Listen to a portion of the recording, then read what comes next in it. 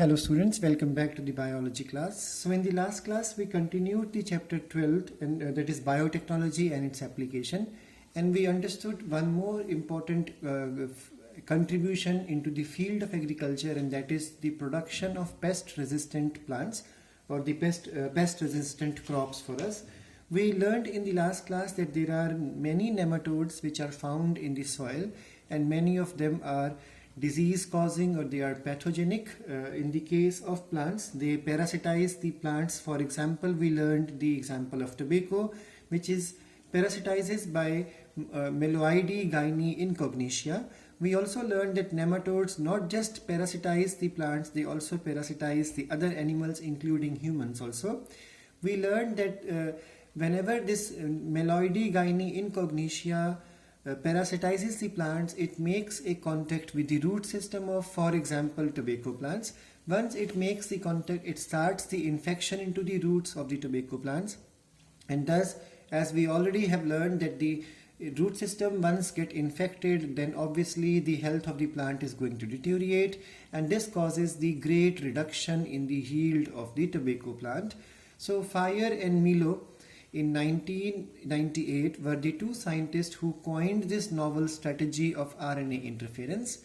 So we learned even from the NCERT that it says that RNA interference is a cellular level of defense common to all eukaryotic organisms. So whether we talk about single cell eukaryotes like yeast, or we talk about multicellular organisms like fungi, plants, as well as animals or human beings.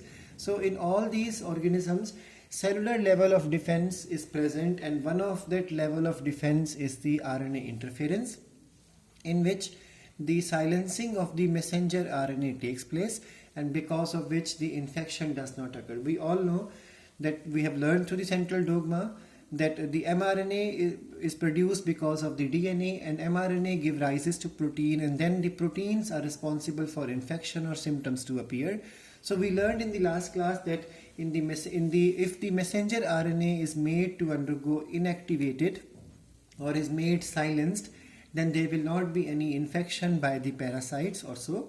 So we learned in the last class that the plant cell, in this case tobacco plant cell, is taken, and what these two scientists, Fire and Milo, did, they took the nematode specific gene. Now we learned that the nematode specific gene is basically the disease causing gene, and they modified this gene with and that modification is what, not just one strand but both strands of DNA would be read, and finally a double strand RNA would be synthesized.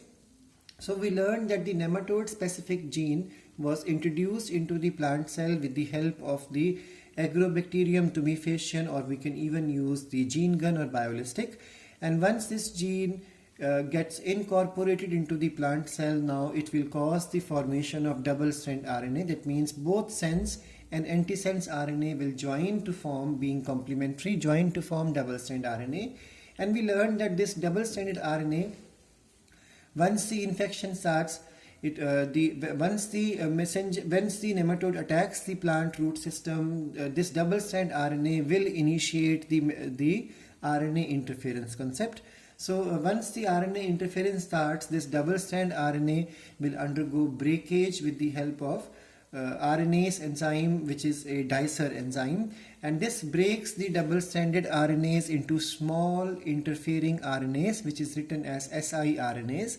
But remember that these are going to be double stranded small pieces, and then now they will join with another type of ribonuclease enzyme, and finally one of the strand will be left, only one strand will be left in the with the complex which is called as RISC. RISC stands for RNA induced silencing complex, and once this RISC gets activated, it will go and join with the complementary messenger RNA, thus binds with it, inactivates it, and finally we learn that there is no expression.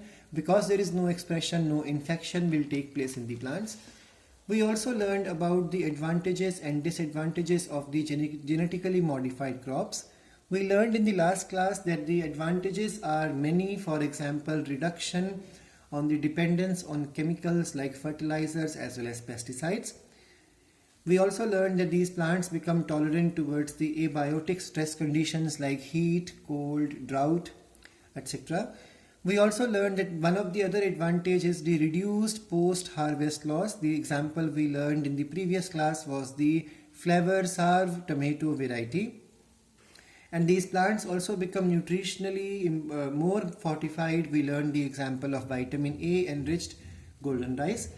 And then even phytoremediation is possible with the help of genetically modified crops, and even they are ecologically more efficient in performing activities. Now, but there are certain disadvantages also linked with these plants. For example, the genetically modified crops, to create such crops, it is economically a costly research, and then there is a risk related to the health of human being as well as the microbes which are living inside the gut of human being.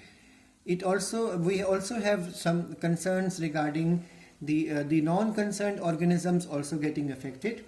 And then we all know that once you transfer a gene into a plant and introduce the plant into the wild, it is possible that these genes may reach up to the other non-target plants also, and this will create problem, because if weeds pick up these genes, they will become super weeds and they will be very tough to be removed from the fields.